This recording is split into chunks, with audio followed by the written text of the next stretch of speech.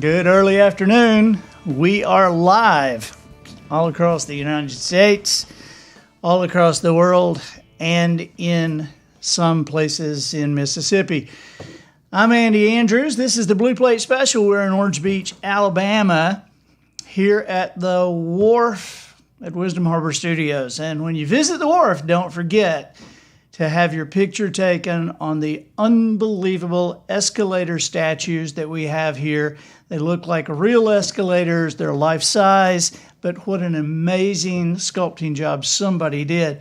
Jeff Herring, how are you doing? Good to see you. First up today. Man, we have a lot. And we don't talk about the news very often, but we're going to talk about a little news today. And it's a good day to talk about this news because we have a studio full of students from South Baldwin Christian Academy.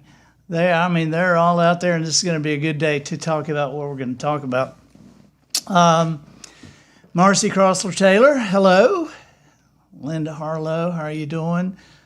Kim Petrucci, hey, I'm glad you're here. You're in North Texas? Wow, Phyllis, good to see you. And there's Cat Hooker. Hey, buddy. We listened to the song the other day. We did. We enjoyed it. Bob Woodall. Dothan is in the house. And Irene Robinson from Oak Grove, Louisiana.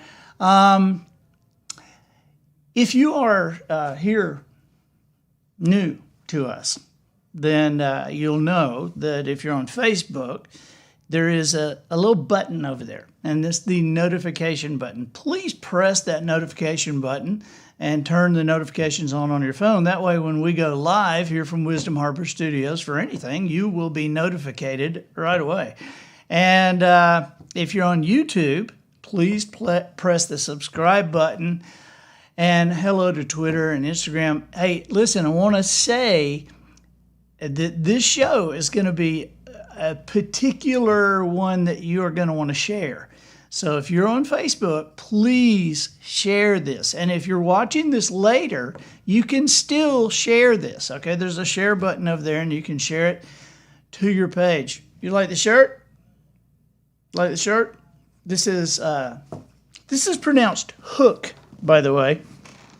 You know, like when Nike came out, a lot of times people said Nike, and it took people quite a while to get Nike. This is not necessarily a new brand, but it is really coming on. Hey, Gene McDonald, how are you doing?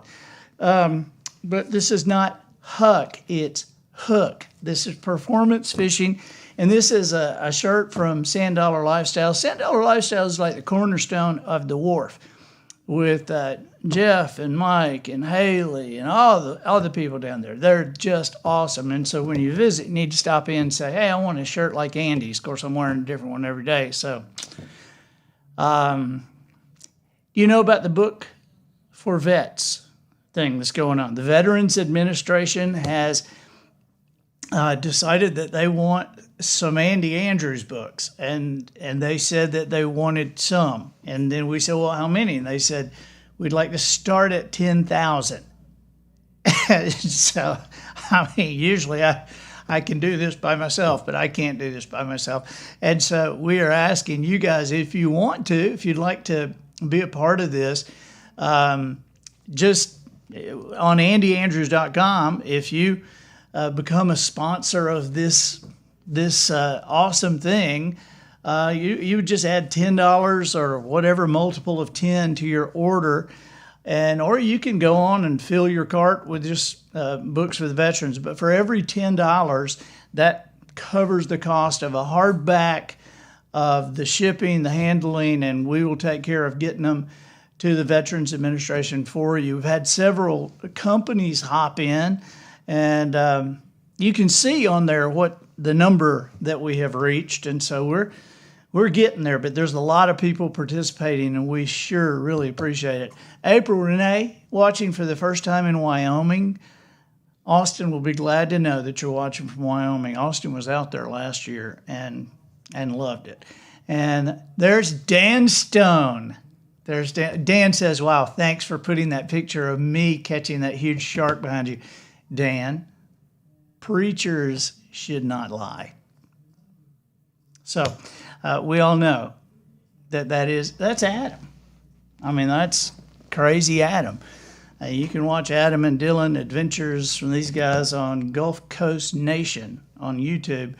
And I think it was 3 weeks ago. I mean, these guys fish for sharks from the beach. And they take people from all over who come in to fish with Gulf Coast Nation, and they post a video every week. And about 3 weeks ago, they posted the video when that by the way is a 12-foot 3-inch tiger shark. About 3 weeks ago, they landed 2 great whites from the beach, and they have it on video, and you can watch it. Once again, I am thrilled. We have a bunch of people from South Baldwin Christian Academy. We have a couple of I guess these guys, you guys are like 5th through 8th grade, is that correct? And I see several teachers with you. So I'm glad to have you guys here. And I got to tell you, I'm going to lead into something here that I'm sure you've already heard about. And I think it's ironic. We always welcome students. There's classes that come in and watch us broadcast these shows. We do Tuesdays and Thursdays for the Blue Plate Special, which is live, and then many times we're recording things. We are right in the middle of recording the audiobook of Robinson Crusoe right now. We're always doing podcasts, doing live podcasts. And so we always have a lot of fun here in the classes. You guys are certainly welcome. We love to have you in. But today it's a little ironic because the first time that South Baldwin Christian Academy got in touch with me and wanted to do something, they asked would I read a Dr. Seuss book for them. Now, I'm looking out here at some of the teachers. You guys know what's going on, right? I mean, did you look at the news? I actually hope you didn't look at the news. I'm not watching too much news. But before I get into what's going on, I would like to mention the fact that Jones in the Noticer, one of the things that he told me that has become a lifelong search for me is he said, you can't always believe everything you think, which means don't get settled on something. They continue to expand. The definition of wisdom is a deeper understanding of principle. And I think it's important to see that the word deeper is there. Not a deep understanding of principle, but a deeper understanding of principle. Because if wisdom was a deep understanding of principle, then it would be a target. You could arrive there and, okay, you're wise. But a deeper understanding of principle means that when you get a deeper understanding of principle, where do you go from there? Deeper. Okay? And it's curious to see how many things, when we say, you can't believe everything you think, how many things we might be wrong about in the future. Because we've certainly been wrong about some things in the past. While you guys are out there looking around, make sure you see the cabinets. It's practically a museum in here because for years and years I have collected things. And, my 8 years with the special ops, all the stuff is in there. The many of the items from the Andy Griffith Show are over there. And over here we have first-class dining room china from the Lusitania and some other Lusitania memorabilia and some things. I would love for you guys to take a look down in the bottom of this cabinet. There's 3 things down in there that you want to wonder what they are, because I don't think you'll know when you see them. And so it'll give you an opportunity to discuss something that is historical. All 3 of those things are historical, and you won't know what they are. You'll have to kind of figure it out. And then we've got over here a World War II cabinet that has items from the Holocaust and items from our soldiers, and we've got some Revolutionary War things in here, and just a lot of stuff. But when you look back and you see how many things we're wrong about, this is something I haven't put this out here, but I've got so much stuff. I just think this is very curious that this was in 1944, and this was an ad in a magazine for Camel cigarettes. And their way of promoting this was to say that more doctors smoke Camels than any other cigarette. Now, how wrong were we about that? I actually have one at the house that says doctors recommend Camel cigarettes, which is, it's just kind of crazy to us today how wrong we were. And so there's some other things that we might be wrong about. Now, let's just discuss one very quickly while we have the students here. One of the things that, might be incorrect. We gotta look and people give their opinions, but people, it seems like damaging opinions are louder. That's something that I've noticed for a good while. And so there's been some damaging opinions that led to today. The announcement was made that 6 Dr. Seuss books are out.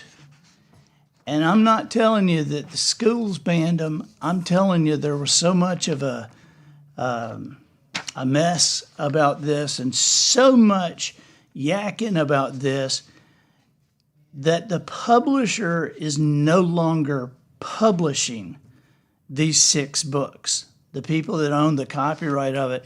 And when I tell you what the 6 books are, I'm sure you guys grew up with these 6 books. I grew up with them. And to think I saw it on Mulberry Street is no longer available. If I Ran the Zoo, McGilligot's Pool, On Beyond Zebra, Scrambled Egg Super, and The Cat's Quizzer. Those are and so I've looked into this and I've read their reasoning, and their reasoning is that these books are hurtful and harmful to kids because of racist illustrations and so I'd like to show you, because McGilligot's Pool was a particular favorite of mine. That was just a particular favorite. I just love McGilligot's Pool. Maybe I like saying it, McGilligot's Pool, McGilligot's Pool.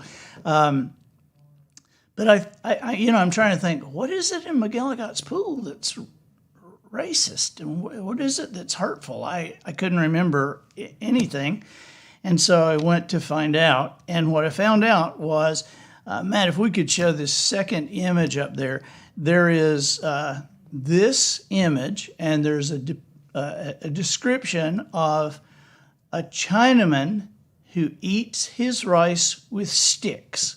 Now that rhymes with something, okay? But a Chinaman who eats his rice with sticks. Now, people from China do eat their rice with sticks, I guess.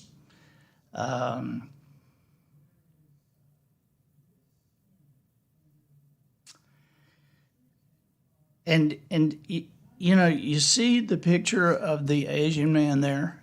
Because I'm sure calling him a Chinaman is probably wrong now. Okay, but you see the picture of the Asian man. This is not a photograph, right? This is an illustration. And specifically, what we call that kind of illustration is a caricature. Okay.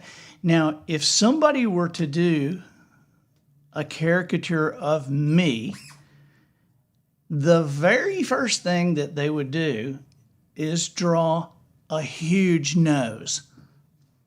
That's the very first thing a caricature would do.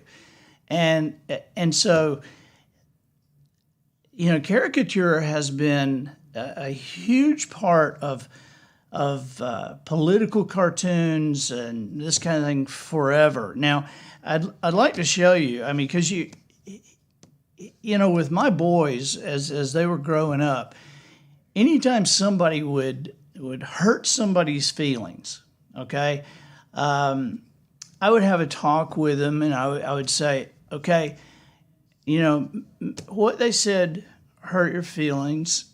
Now, what do you think was in his heart? Was it in his heart? Did he really want to hurt you? Or was that an accident?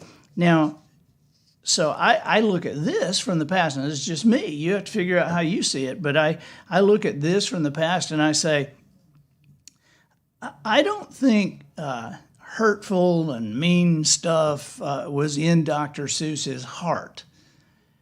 And he lived in a time where, they all thought a certain way. Well, you can't believe everything you think. Things change.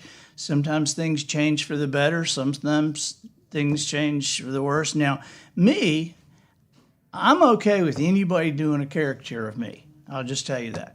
As a matter of fact, the jokes about people who, like, somebody dies in some weird way and there's some jokes about them. I think, what kind of wood don't float? You remember that joke? I've told my wife, I've said, look, if I die in some kind of weird way, let's just hope somebody comes up with some crazy jokes about it. I would just laugh. I mean, please feel free to laugh. Do it at the funeral. I don't care. But I want to show you something. When you see that that caricature, they're mad. Somebody's mad right now, very mad enough to force the publisher to ban the books, never print them again.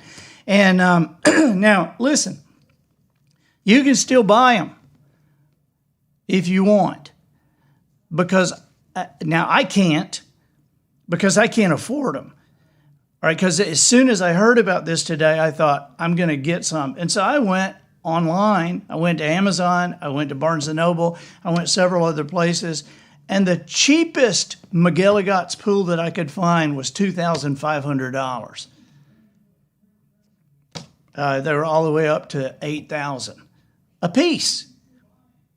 Okay, so, but I want to show you, we look at this and we say, people are mad because that doesn't look like an Asian person. All right, well, let me show you something that doesn't look like a cat. Okay, you see that? That don't look like a cat either. And evidently that book is, being discussed for the chopping block too, because there is some kind of, now I can't see it, but there's some kind of controversy that Dr. Seuss, that the Cat in the Hat is really black. I never really thought of him as anything but a cat in the hat. Now, look at the dog. Okay, so the dog, this doesn't really look like a dog either. But you know why it doesn't look like a dog? It doesn't look like a dog because it's caricature. It's illustration. It's not a photograph. Let's look at the fish. Dr. Seuss drew a lot of fish. Does this look like a fish? I think this looks less like a fish than the guy who is eating his rice with sticks looks like an Asian person. I think he's closer to looking like an Asian person than this is to a fish. But that's illustration. That's, and it's actually protected under our American laws, But look at the alligator. Look at the alligator. This doesn't look like an alligator to me. Alligators don't have hair, and I don't think they wear those kind of like blankets or anything. And I've never seen one smile or never seen one with eyes that pretty. Okay, but people are really, really, there's enough people that are upset about it, and 6 books will no longer be available.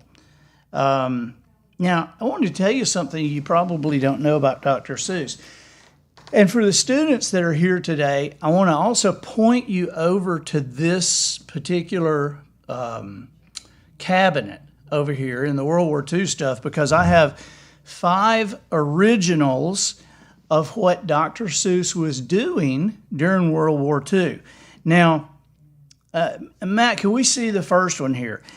He was doing political cartoons. Dr. Seuss was fighting this kind of stuff and fighting propaganda and all by just going against it, right? And so this is there were political cartoons done in newspapers all over America every day, and they were done by Dr. Seuss. And again, I have some originals over here you see, but this is one, and it's talking about the Nazi anti-Semite stink wagon. And you can see up on top there, if you can't see this, there's a guy up there in a gas mask, and he's shoveling it out, okay? And so that is, it's got Lindbergh written on it. That's Lindbergh. So during the time, Lindbergh was speaking out against Jewish people and speaking out, that Hitler wasn't so bad. And so this is what Dr. Seuss was doing to counter that. The next one I think is this is the last Dr. Seuss one I'll show you, but this is also from World War II. But it's the Hitler taxidermy shop, okay? And so in the Hitler taxidermy shop, you see a guy struggling to bring Russia in to be mounted. But already on the wall is Poland and France and Belgium, and they're already on the wall. And so this is very curious. Now, if you ever wonder how this happens, I saw a great example of how it happens on a flight about a year ago.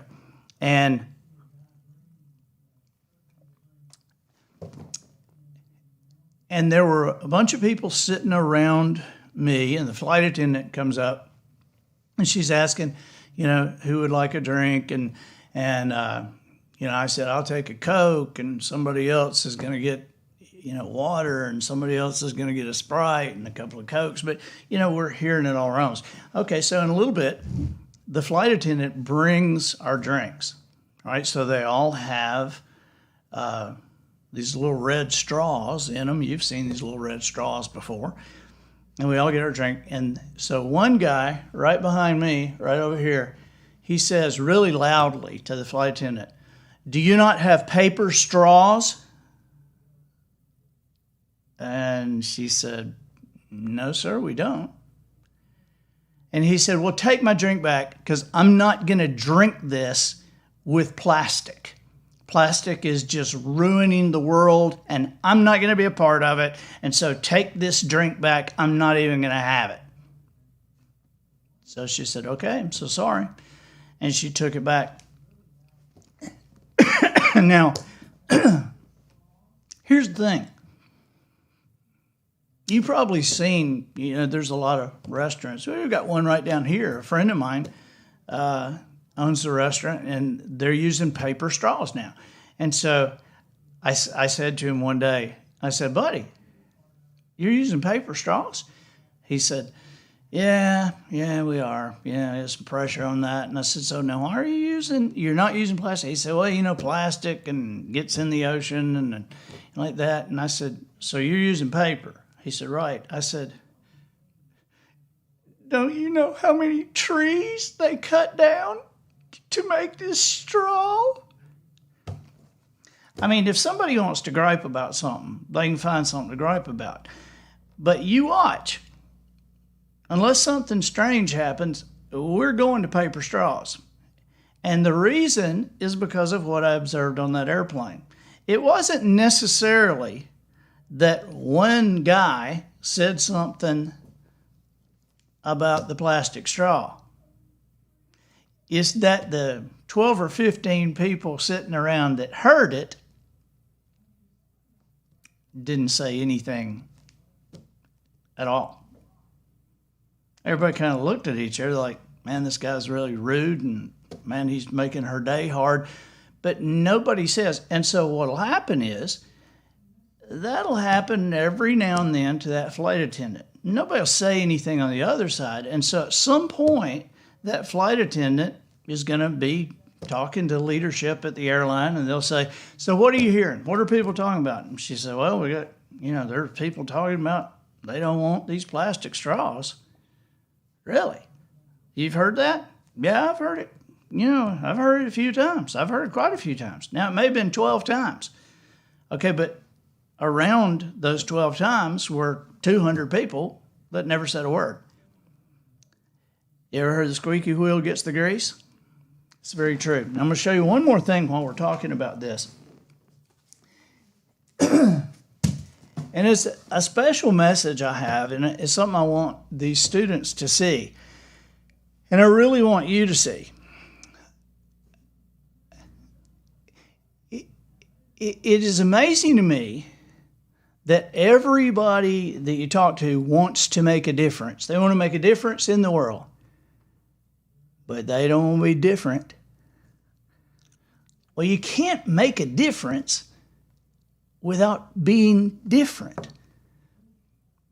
If you ask students, and to this day, a big issue for young people is they don't want to stand out. They don't want to be different. They want to dress like each other. And so, but if you ask them, who do you admire in society? They say people like Oprah and Bill Gates and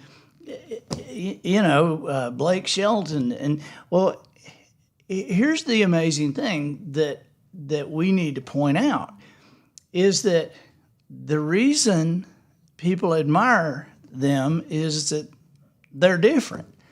They live different lives. They have different amounts of money. They have different houses. They have different choices. They have different ways that they travel. They wear different clothes. They do different things. They're different. Now, they didn't just snap their fingers and get that way. What happened is, sometime years and years ago, they made a conscious choice to be okay with being different. They stepped out from the crowd.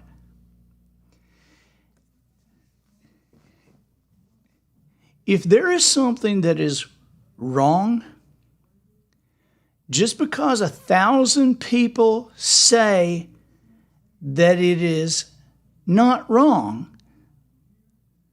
doesn't mean it's not wrong.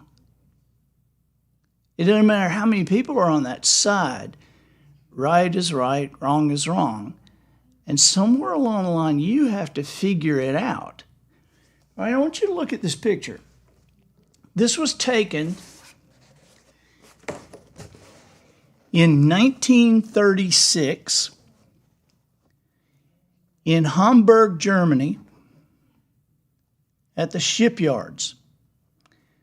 These are dock workers, and a new ship is about to be launched. Now, think about this. It's 1936.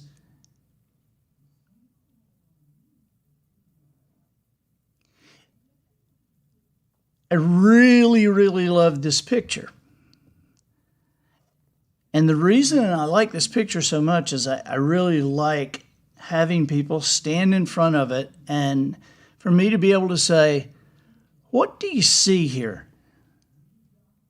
What do you see? What do you see that's maybe different? What can you see that nobody else does? Now, I'm going to point it out to you. Do I need to get up and get in front of the camera or anything? Probably. Okay. All right. So I don't know if you'll be able to hear me. Turn your mic toward you and yell. Okay, I'll turn the mic toward me. And Okay. All right. Go this way. Is that got it, Matt? Yeah, let me get it in focus. All right. We're going to get it in focus for you. Hold it back a little bit more. Back a little more. Down. Down. Yeah, you got it. That's it. This is what live TV is like, you guys. Anybody see anything different? Okay, let me show you. This is a whole crowd of people, and they're all doing exactly what they've been told to do, except for that guy. Do you see him?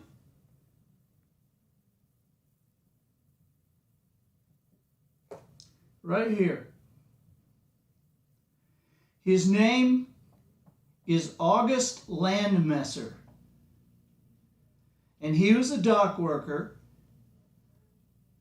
And he was in love with a Jewish woman. And he was starting to figure things out.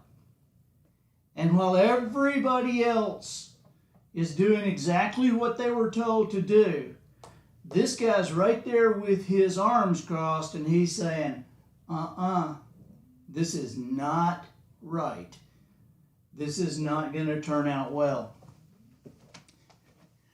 And you know what? It didn't turn out well. August Landmesser was in love with this woman, and he was not allowed to marry her. They were going to marry in 1937. He was not allowed to marry her, and she was arrested and put in a concentration camp and never seen again. She'd never seen again. He was arrested because he was in love with a Jewish woman. He was arrested and thrown into a concentration camp.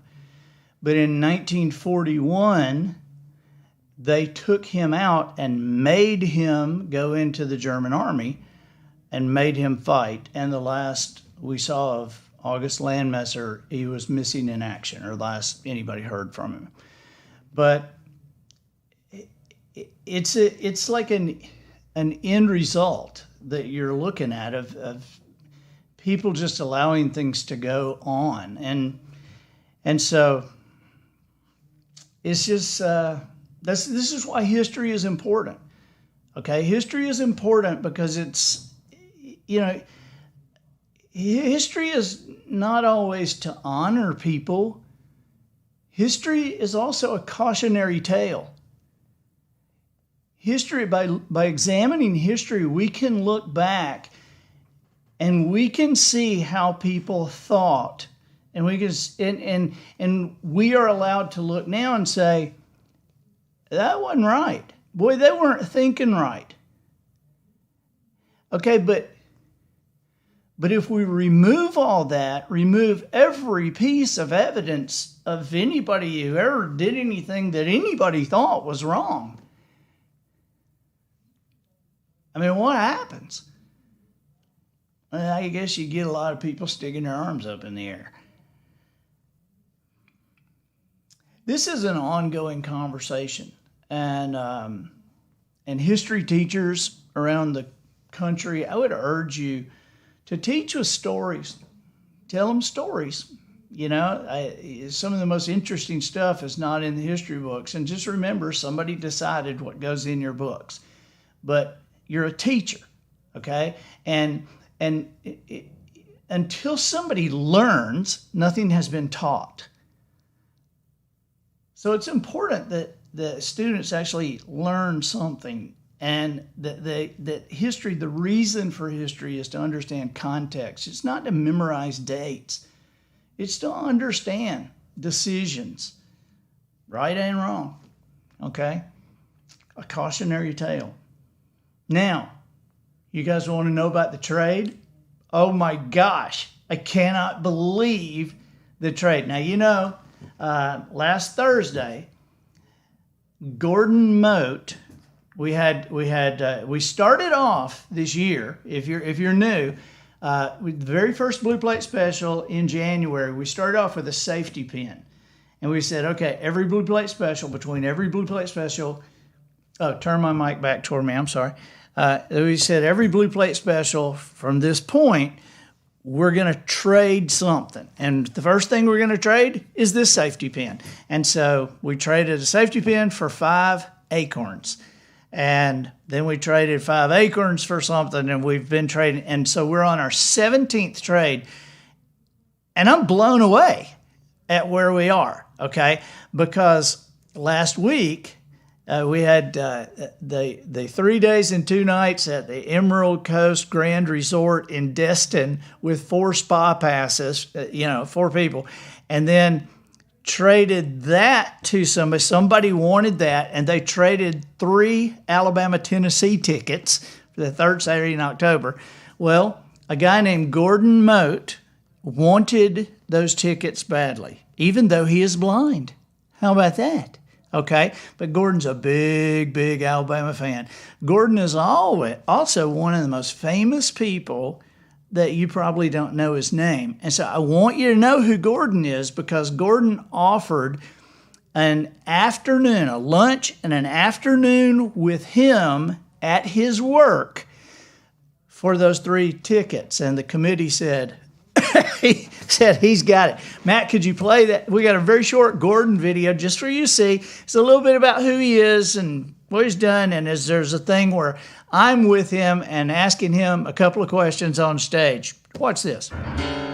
His hands are insured by Lloyd's of London. You've listened to his music for almost 3 decades. He's one of your favorites, and you probably don't even know his name. He's the #1 keyboard player for studio recordings in the world. And yet, Gordon Mote has never actually seen a piano. Now, having performed his magic on 75 #1 hit songs and almost 100 more that made Billboard's top 10, Gordon Mote remains the most sought-after keyboard session player in history, covering the musical spectrum like no other musician has ever done, with dozens of gold and platinum awards in pop, rock, country, and R&B. Lionel Richie. Okay, Lionel Richie is the man. I grew up talking about dreams. I thought, man, if I could just meet Lionel Richie one day. Because, I mean, everybody grows up. If you're a piano player, that's one of the guys you want to play like. And so he came to Nashville and did an album, and they called me. I couldn't believe it. And so I went in, and I'm sitting at the piano playing for Lionel Richie. I'm saying, dude, you should sit down and play this. Oh, no, brother, this is all you. And I'm just sitting there scared to death, and he's singing, you know, I'm easy. Yeah. I'm easy like Sunday morning. Yeah. Mick Jagger.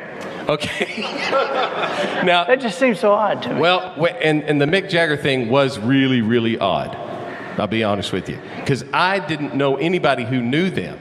But it turned out that he wrote a song with Brad Paisley.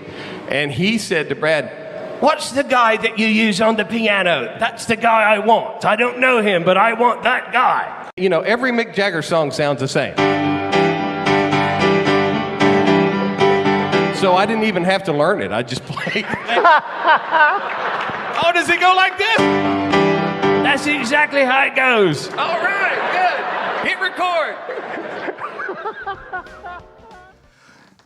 Gordon is awesome. And so he offered an afternoon, a lunch with him, and then an afternoon in the studio with him and whoever he's working with on a particular day to watch that recording session, watch them doing this thing and be recorded, watching a song being recorded. And so whoever got it, whoever makes the trade for it, is going to get to look at his schedule and choose who they want to be. I asked him, Gordon, who are you with this week? He said, I was with Dan and Shay yesterday. I'm with Blake Shelton today. but he's with everybody. And so we had several offers on this, but somebody that we've actually had on a podcast was the winner. And I think this is unbelievable. Now, let me tell you who Clint Rickey is. Clint Rickey, can we see our first picture of Clint, Matt? Clint Rickey is a taxidermist, but he's not a taxidermist. He is the taxidermist, okay? This is a guy who is the best in the world. He is literally, he won competitions over and over and over, and last year won the world championships. Matt, if you got that little video, watch this about Clint really quickly. It's very quick. Art, defined as the act of expressing feelings, thoughts, and observations. At a young age, my passion for the outdoors led me to the art of taxidermy. I take great pride in producing the highest quality products, using the highest quality materials, and taking absolutely zero shortcuts. Paying attention to the finest of details. Other than looks, longevity is the most important aspect of your mount.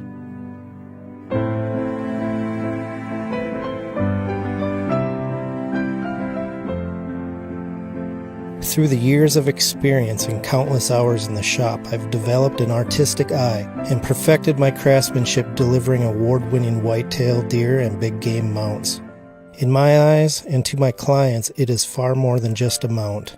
I'm bringing your stories and memories back to reality, to share and for you to enjoy for your entire life.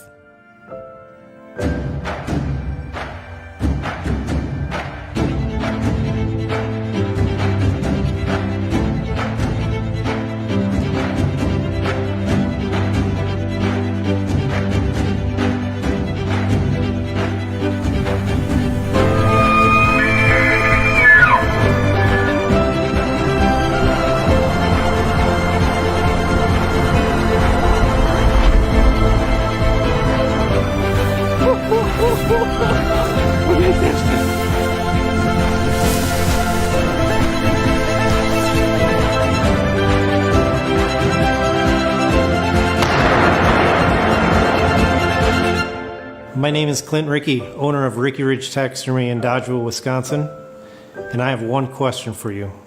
How much are your memories worth?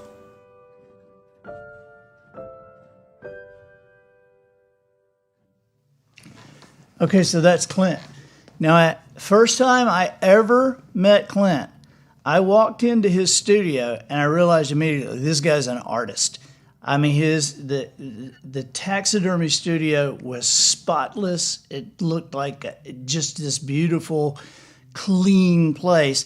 And I saw a full body mount of a buck jumping over a barbed wire fence. Matt, let's just show these really quickly. Here's one angle of that, and then here's another angle of that same buck. And then there is, he does what's called a pedestal mount. There's one that he did a pedestal mount that won the world championship against all the people from South America, Europe, everybody. And so, but this is not that particular, but this is an example of a pedestal mount. If you look at this next picture, you will see this deer looks alive. I mean, anybody who's ever looked at taxidermy, we've all seen taxidermy, it kind of looks alike, but you know bad taxidermy when you see it. But I've never seen something that looked so good that it was different from everything else. Look at this close-up of this eye here. I took a picture of one of the eyes that Clint did one time, and I sent it to one of my buddies and said, look how close I got to this deer. And he was totally fooled. You know, it's like, how did you do that? And here's the last picture I wanted you to see. When Clint does something, very often he does it's very differently. See, this one was done with his mouth open, with a stick, like chewing some stuff. It's just, he's just an artist. And so let me tell you, Clint wanted to get that that afternoon with Gordon Mote for his wife. And so what he offered and the committee accepted is he will do a pedestal mount of a whitetail buck. And so you hunters out there, or you moms and dads, you people who know hunters, I mean, the opportunity to have a pedestal mount done by the best in the world. And if you look at that first picture, remember the first picture of Clint standing there with that plaque says the best in the world. And so that's what we have. That's what we have now. So we'll let you know about Clint and Sonia going to Nashville, and we're going to keep a track of all of these trades and all these things that happen. But right now, between now and Thursday at 12:15, we're seeing what can we trade the opportunity to have a pedestal mount done by the best in the world. What you got? What you want to trade? You guys, thank you for being with us. We really appreciate your time. We do this live show every Tuesday and Thursday, and we're about to record a podcast in here in a minute. And so we have a great time here at Wisdom Harbor Studios and appreciate you stopping in and being with us. Please feel free to share this. You can share it even when we're off. You don't have to do it while we're live. You can share it anytime. Share it to your Facebook page. We really appreciate you guys, and we'll see you soon.